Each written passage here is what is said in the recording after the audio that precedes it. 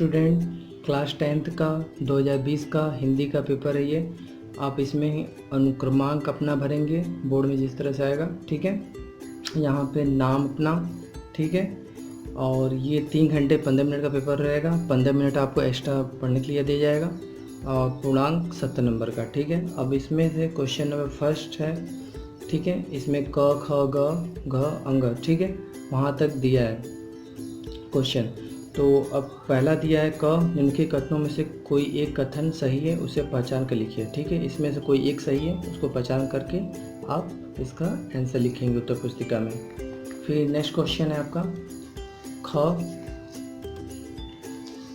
निम्नलिखित कृतियों में से किसी एक कृति के रचयिता का नाम, किसी एक कृति के रचयिता का नाम लिखना है। फर्स्ट, सेकंड, थर्ड, फोर्थ दिया है, ठीक है, किसी एक का। फिर ग आपसे क्वेश्चन किया गया है वट पीपल का रचयिता का नामोल्लेख कीजिए। फिर घ दिया है नीड़ का निर्माण फिर से किस गद्य विधा पर आधारित है, रचना है, 1 नंबर का। फिर ड है रिपोर्टाज साहित्य विधा के किन्हीं 2 लेखकों के नाम लिखिए, 1 नंबर का, ठीक है। फिर क्वेश्चन नंबर 2 है आपका क, इसमें किया गया रीतिकाल के किन्हीं 2 प्रवृत्तियों का उल्लेख कीजिए, 2 नंबर का। ख है छायावाद काल के किन्हीं 2 प्रमुख कवियों के नाम लिखिए, 2 नंबर का। ग है प्रयोगवादी काव्यधारा के किसी एक प्रवृत्ति का उल्लेख कीजिए, 1 नंबर का। फिर क्वेश्चन नंबर 3 है आपका निम्नलिखित गद्यांशों में से किसी एक गद्यांश के नीचे दिए गए प्रश्नों के उत्तर दीजिए। 2 गद्यांश आपको दिए हैं, ठीक है, 6 नंबर का, किसी एक को आपको करना है। तो इसमें क दिया है, इस गद्यांश को आप अच्छी तरीके से पढ़ लेंगे, ठीक है। पढ़ लेने के बाद यहाँ से आपसे क्वेश्चन 3 किए गए हैं, ठीक है, और इन क्वेश्चनों को अच्छे तरह से पढ़ करके उत्तर देंगे। उपयुक्त गद्यांश संदर्भ लिखिए। सेकंड दिया रेखांकित अंश की व्याख्या कीजिए, ठीक है। और थर्ड दिया कलाकारों ने किसके जीवन का चित्रण किया है, ठीक है। फिर इसी में ख दिया है, उसी तरह सेम है। अगर वो क्वेश्चन आप नहीं कर पा रहे, मतलब दिक्कत हो रहा करने में, तो आप ख कर सकते हैं, ठीक है। इसको गद्यांश को अच्छी तरीके से पढ़ करके इनके प्रश्नों का उत्तर देंगे, फर्स्ट, सेकंड, थर्ड, ठीक है। अब क्वेश्चन नंबर 4 है आपका निम्नलिखित पदांशों में से किसी एक पदांश का संदर्भ सहित व्याख्या कीजिए, ठीक है। 2 पदांश दिए हैं, किसी एक को आपको करना होगा, ठीक है। इसमें क दिया है, इस पदांश को आप अच्छी तरीके से पढ़ करके, ठीक है, संदर्भ सहित व्याख्या कर देंगे। फिर यहाँ पे ख दिया है, अगर ये नहीं कर पा रहे हैं फर्स्ट वाला, तो सेकंड वाला पढ़ करके इसका संदर्भ सहित व्याख्या कर देंगे। फिर नेक्स्ट क्वेश्चन है आपका क्वेश्चन नंबर 5, ठीक है। 5 का क है निम्नलिखित लेखकों में से किसी एक लेखक का जीवन परिचय तथा उसके किसी एक रचना का नाम लिखिए। यहाँ पे 3 लेखक दिए हैं, आपको किसी एक का लिखना है जीवन परिचय, ठीक। जयप्रकाश भारती, सेकंड है डॉक्टर राजेंद्र प्रसाद, थर्ड है रामधारी सिंह दिनकर, ठीक है। फिर ख है आपका निम्नलिखित कवियों में से किसी एक कवि का जीवन परिचय लिखिए दीजिए तथा उसके किसी एक रचना का नाम लिखिए। 3 दिए हैं, फर्स्ट, सेकंड, थर्ड। पहला है सुधा, सेकंड है बिहारी लाल, थर्ड है सुमित्रानंद पंत। 3 नंबर के क्वेश्चन है ये। फिर क्वेश्चन नंबर 6 निम्नलिखित संस्कृत गद्यांश का संदर्भ सहित हिंदी में अनुवाद कीजिए, ठीक है।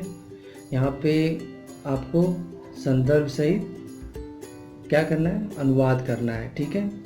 इसको पढ़ करके अच्छी तरीके से संदर्भ सहित अनुवाद कर देना है।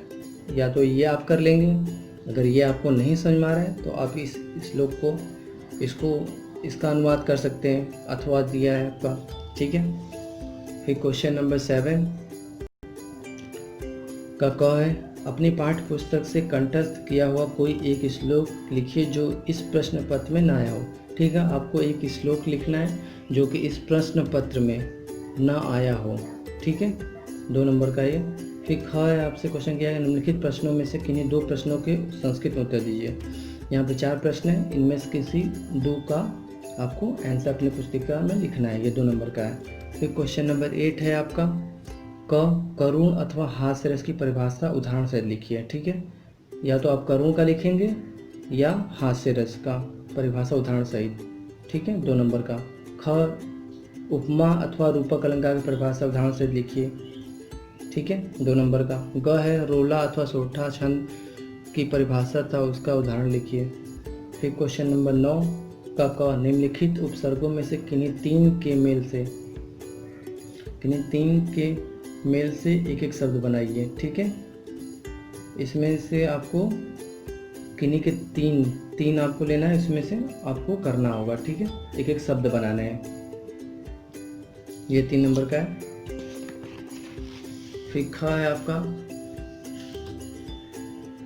निम्नलिखित में से किन्हीं 2 प्रत्ययों का प्रयोग करके एक एक शब्द बनाइए। यहाँ से आपको कोई 2 लेना है। ठीक है, जो आपको आसान लग रहा है कर सकते हैं। 2 प्रत्ययों का प्रयोग करके आपको एक शब्द बनाना है। ठीक है, यहाँ 5 दिए हैं।